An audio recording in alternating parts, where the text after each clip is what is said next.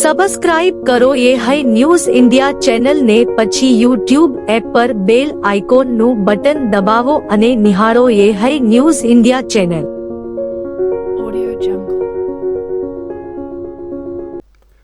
બનાસકાંઠા જિલ્લાના દાતા પોલીસ સ્ટેશનમાં ફરજ બજાવતા એક પોલીસ કોન્સ્ટેબલની પત્ની પોલીસ ક્વાર્ટરમાં ગળે ફાંસો ખાધેલી હાલતમાં મૃત મળી આવતા સમગ્ર પંથકમાં ચકચાર મચી ગઈ છે.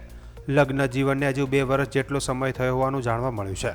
પ્રાથમિક માહિતી મુજબ ઘટના સમયે ઘરમાં માત્ર પતિ અને પત્ની જ હાજર હતા. મૃતકનો મૃતદેહ લટકતી હાલતમાં અન્ય કોઈએ જોયો ન હોવાનું સામે આવ્યું છે. પોલીસ કોન્સ્ટેબલ પતિએ જ મૃતદેહને નીચે ઉતાર્યો હોવાનું જણાવાઈ રહ્યું છે. ઘટનાના એક દિવસ અગાઉ રાત્રે પતિ પત્ની વચ્ચે ઉગ્ર બોલાચાલી અને ઝઘડો થવાની પણ ચર્ચાઓ પણ ચાલી રહી છે.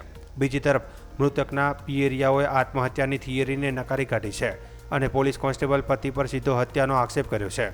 પરિવારજનોએ દીકરીને ન્યાય મળે તેવી માંગ સાથે પોલીસ સમક્ષ રજૂઆત કરી હતી. ઘટનાને લઈને પોલીસ સ્ટેશન ખાતે પણ ભારે હોબાળો સર્જાયો હતો. ઘટનાની ગંભીરતાને ધ્યાનમાં રાખી ડીવાયએસપી સહિત ઉચ્ચ પોલીસ અધિકારીઓનો કાફલો ઘટના સ્થળે પહોંચ્યો હતો.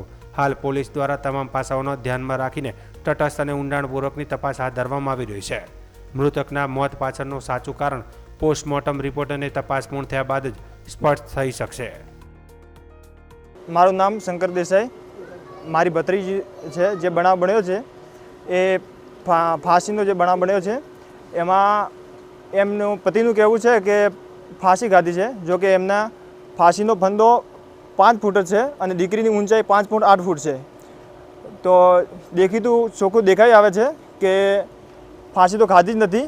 એમને પોતે મારીને પછી દેખાડી આપ્યું છે કે ભાઈ આને ફાંસી ખાધી છે. જો કે પરિવારવાળો અમે કોઈ આવ્યા પહેલાં જ એને ફાંસીમાંથી ઉતારી લીધી હતી. કોઈ પણ વ્યક્તિ એમની જોડે નહોતું, એટલે કોઈ એમના પાસે પુરાવા નથી. હવે આ જે ક્વાર્ટરમાં હતા કોણ કોણ રહેતું હતું? જે ક્વાર્ટરમાં એમની અમારી ભત્રીજી અને એમના પતિ જે એ બંને જણ જ રહેતા હતા. બનાવ બન્યો ત્યારે બે એકલા હતા? બંને એકલા જ હતા. હવે લગ્ન થયા છે, કેટલા વર્ષ થયા છે અને કેવું જીવન હતું એમનું? 2 વર્ષ જેવા થયું છે લગ્નથી, પરંતુ અમે ક્યારે એમની બોલાચાલી એવું કદી સાંભળ્યું નથી. હવે તમારી સરકાર સામે, તંત્ર સામે, પોલીસ સામે શું માંગણી છે? અમારી તંત્ર સામે એવી જ માંગણી છે કે અમને ન્યાય મળે. તમને શું લાગે છે? અમને તો નહીં, બધાને ચોખ્ખું દેખાઈ આવે છે કે એમને જાતે મારેલી છે. તમને કોના પર શક છે? અમને એના પતિ ઉપર જ શક છે, કારણ કે બીજું કોઈ વ્યક્તિ હતું જ નહીં ત્યાં. એની સિવાય કોઈ હોય જ નહીં તો બીજું કોણ હોય છે? 2 દિવસ અગાઉ શું બનાવ બન્યો છે? 2 દિવસ અગાઉ શું બનાવ? 2 દિવસ અગાઉ તો એમના પતિનું કેવું છે કે અમારે કશું માથાકૂટ ચાલુ હતી. તો એવું કઈ એમના પિયર પક્ષને કોઈ સસરાલ પક્ષને કોઈને કશું કીધેલું નથી, કોઈ જાણકારી નથી. પોલીસે એમના પતિની ધરપકડ કરી? નહીં, હજી સુધી કોઈ ધરપકડ કરી નથી. અહીંયા જ ખુલ્લા ફરે છે. કોઈ પૂછપરછ પણ કરતી નથી પોલીસ એમને. હાલ પોલીસનું શું કહેવું છે? અત્યારે પોલીસ તપાસ કરી રહી છે. અમને હજી કશું રિપોર્ટ આપ્યા નથી. એમના પતિ એવું કહી રહ્યા છે કે જો તમે મારા ઉપર નાખતા હોય તો હા મેં જ મારી છે અને હું જેલમાં જતો રહીશ. બનાસકાંઠા એન્ટી કરપ્શન બ્યુરો એસીબીએ ધરપડા ગ્રામ પંચાયતના સરપંચના પતિ વધુજી સુરાજી સોલંકીને 1,10,000ની લાંચ લેતા રંગે હાથ ઝડપી પડ્યા છે. આ કાર્યવાહી 9 જૂન 2026ના રોજ ઢુવા ચોકડી જાહેર રોડ જૂના ડીસા ખાતે કરવામાં આવી હતી. પ્રાપ્ત માહિતી અનુસાર એક જાગૃત નાગરિકે ધરપડા ગ્રામ પંચાયતના વિસ્તારમાંથી માટીની જરૂરિયાત હતી. આ માટે તેમણે પંચાયતનો સંપર્ક કર્યો હતો. પંચાયતે સિંચાઈ વિભાગને માટી ઉપાડવાની મંજૂરી માટે ઠરાવ કરીને અરજી પણ કરી હતી.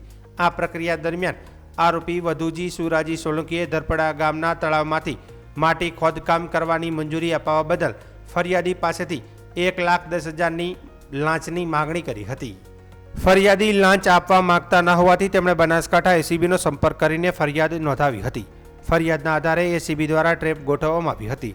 ટ્રેપ દરમિયાન આરોપીએ ફરિયાદી સાથે હેતુલક્ષી વાતચીત કર્યા બાદ 1,10,000ની લાંચની રકમ સ્વીકારી હતી.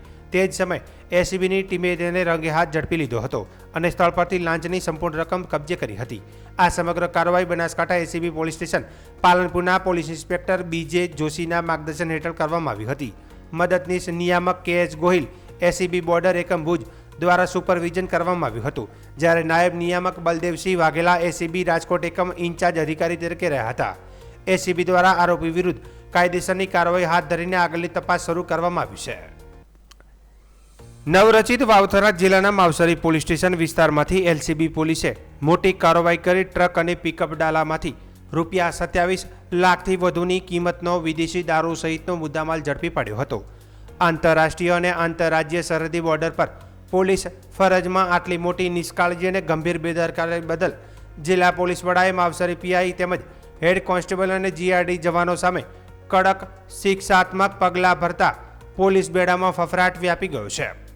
ઉલ્લેખનીય છે કે સરહદ પરથી આટલી મોટી ગેરકાયદેસર પ્રવૃત્તિઓને દારૂની હેરાફેરી રોકવા માટે જિલ્લા પોલીસ વડા દ્વારા વારંવાર કડક સૂચનાઓ આપવામાં આવતી હોવા છતાં માવસરી પોલીસ સ્ટેશનના જવાબદાર પીઆઈ તેમજ પોલીસ કર્મી અને જીઆરડી અને હોમગાર્ડ જવાનોની હદ બહારની બેદરકારી સામે આવી ત્યારે જિલ્લા પોલીસ વડા ચિંતન તેરિયાએ લાખ કરી તાત્કાલિક અસરથી પીઆઈ આરપી વણઝારાને લીવ રિઝર્વમાં મૂકી દેવાયા છે, જ્યારે ફરજ પર હેડ કોન્સ્ટેબલ ખેમાભાઈ રામાભાઈને સસ્પેન્ડ કરી દેવાયા છે તેમજ 3 જીઆરડી અને હોમગાર્ડ જવાનો વિરુદ્ધ પણ શિક્ષાત્મક કાર્યવાહી કરી છે. સરહદી બોર્ડર પરથી ટ્રકમાં આટલી મોટી માત્રામાં ભારતીય બનાવટનો વિદેશી દારૂ એલસીબી પોલીસ જપ્ત કરી શકતી હોય તો તેમાં સ્થાનિક પોલીસની બેદરકારી છતી થઈ રહી તે હકીકત છે. જિલ્લા પોલીસ વડાના કડક વલણને લઈને બુટલેગરોમાં ફફડાટ વ્યાપી ગયો છે તેમજ સ્થાનિક પોલીસ પણ પોતાની ફરજ પ્રત્યે વધુ સજાગ જોવા મળી રહી છે. વધુમાં આ ગુનામાં સંડોવાયેલા મુખ્ય આરોપીની સ્થળ પરથી જ ધરપકડ કરવામાં આવી છે, જ્યારે આ પ્રકરણમાં સંડોવાયેલા અન્ય આરોપીઓને ઝડપવા માટે ચક્રો ગતિમાન કરી દેવાયા છે.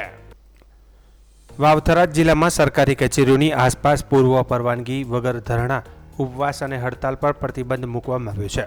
જિલ્લા મેજિસ્ટ્રેટ મયુર મહેતા દ્વારા જાહેર સુલે શાંતિ અને સલામતી જાળવવાના હેતુથી આ જાહેરનામું બહાર પાડવામાં આવ્યું છે. આ જાહેરનામા હેઠળ કલેક્ટર કચેરી, પ્રાંત કચેરીઓ, જિલ્લા પંચાયત, પોલીસ અધિક્ષકની કચેરી, મામલતદાર કચેરીઓ, તાલુકા વિકાસ અધિકારીની કચેરીઓ, નગરપાલિકાઓ અને અન્ય તમામ કચેરીઓના કમ્પાઉન્ડની બહાર 200 મીટરની ત્રિજ્યામાં પ્રતિક ઉપવાસ, આમરણ ઉપવાસ, ધરણા કે ભૂખ હડતાલ પર બેસવા પર સખત પ્રતિબંધ ફરવામાં આવ્યો છે. આ ઉપરાંત સક્ષમ અધિકારીઓની મંજૂરી વિના આ વિસ્તારોમાં 4 કરતાં વધુ માણસો એકત્રિત થવા કે સભા સરઘસ કાઢવા પર રોક લગાવી દેવામાં આવી છે.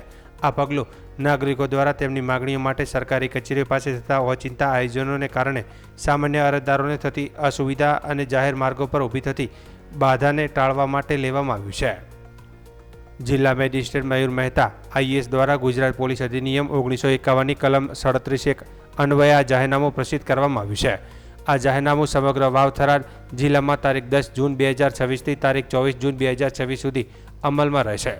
ફરજ પરના સરકારી કર્મચારીઓ, મરણોત્તર તેમજ લગ્ન પ્રસંગના સરઘસો અને સક્ષમ અધિકારી પાસેથી પૂર્વ મંજૂરી મેળવનાર વ્યક્તિઓને આ પ્રતિબંધમાંથી મુક્તિ આપવામાં આવી રહી છે. જો કોઈ વ્યક્તિ આ જાહેરનામાના નિયમોનો ભંગ કરશે તો તેની સામે ગુજરાત પોલીસ અધિનિયમ 1951ની કલમ 135 તથા ભારતીય ન્યાય સંહિતા 2023ની કલમ 223 મુજબ કાયદેસરની શિક્ષાત્મક કાર્યવાહી કરવામાં આવશે. જિલ્લામાં ફરજ બજાવતા હેડ કોન્સ્ટેબલ તથા તેનાથી ઉપરી પોલીસ અધિકારીઓ આ જાહેરનામાનો ભંગ કરનારા ઇસમો વિરુદ્ધ ફરિયાદ દાખલ કરવા માટે અધિકૃત કરવામાં આવે છે. સ્વચ્છતા સપ્તાહ અભિયાન અંતર્ગત વાવ ખાતે સ્વચ્છતા અંગે જનજાગૃતિ ફેલાવવા માટે વિશાળ પદયાત્રાનું આયોજન કરવામાં આવ્યું હતું. આ પદયાત્રા વાવની શાળા નંબર 2થી રેલી સ્વરૂપે પ્રસ્થાન કરી હતી અને વાવ તાલુકા પંચાયતના પ્રાંગણમાં સમાપન કરવામાં આવ્યું હતું. પદયાત્રા દરમિયાન મારું વાવ, સ્વચ્છ વાવ જેવા સ્વચ્છતા પ્રેરિત સૂત્રોચ્ચાર સાથે સમગ્ર વિસ્તાર ગુંજી ઉઠ્યો હતો. રેલીમાં મહિલાઓ, બાળકો, ગ્રામજનો, વહીવટીતંત્રના અધિકારીઓ, વિવિધ પદાધિકારીઓ તેમજ ભાજપના આગેવાનો ઉત્સાહપૂર્વક જોડાયા હતા. સ્વચ્છતા જાળવવાના સંદેશ સાથે આયોજિત આ પદયાત્રામાં ભાગ લેનારાઓએ લોકોને પોતાના ઘર, શેરીને જાહેર સ્થળોએ સ્વચ્છતા રાખવાની અપીલ કરી હતી. વિવિધ સૂત્રોચ્ચાર અને જનજાગૃતિ સંદેશાઓ દ્વારા સ્વચ્છતા પ્રત્યેની જવાબદારીનું મહત્વ સમજાવવામાં આવ્યું હતું. આ કાર્યક્રમનો મુખ્ય હેતુ લોકોમાં સ્વચ્છતા અંગે જાગૃતિ લાવવાનો અને સ્વચ્છ તથા સ્વસ્થ સમાજના નિર્માણ માટે સૌને સહભાગી બનવા પ્રેરિત કરવાનો હતો. કાર્યક્રમને સ્થાનિક નાગરિકો તરફથી પણ સારો પ્રતિસાદ જોવા મળ્યો હતો. ભારતની સૌથી મહત્વાકાંક્ષી અને વ્યૂહાત્મક રીતે મહત્વની એવી જોજીલા ટનલ પ્રોજેક્ટ એક સીમા ચિહ્નરૂપ સફળતા તરફ આગળ વધી રહી છે. આજે આ ટનલનો અંતિમ બ્રેકથ્રુ થવા જઈ રહ્યો છે, જે કાશ્મીર અને લદ્દાખ વચ્ચેના વર્ષો જૂના કનેક્ટિવિટીના અવરોધોને દૂર કરશે. કેન્દ્રીય માર્ગ અને પરિવહન મંત્રી નીતિન ગડકરી પોતે આ સાઇટ પર પહોંચીને અંતિમ બ્લાસ્ટ ટ્રિગર કરશે. આ સિદ્ધિ ભારતની એન્જિનિયરિંગ ક્ષમતાનું ઉત્કૃષ્ટ ઉદાહરણ પૂરું પાડે છે. અત્યાર સુધી શિયાળાની ઋતુમાં ભારે વર્ષાને કારણે જોજીલા પાસ મહિનાઓ સુધી બંધ રહેતો હતો, જેના લીધે લદ્દાખના દેશના બાકીના ભાગો સાથેનો સંપર્ક તૂટી જતો હતો. આ ટનલ તૈયાર થવાથી હવે મુસાફરોને સેનાના વાહનો કોઈપણ સિઝન કે વાતાવરણની ચિંતા કર્યા વિના મુસાફરી કરી શકશે.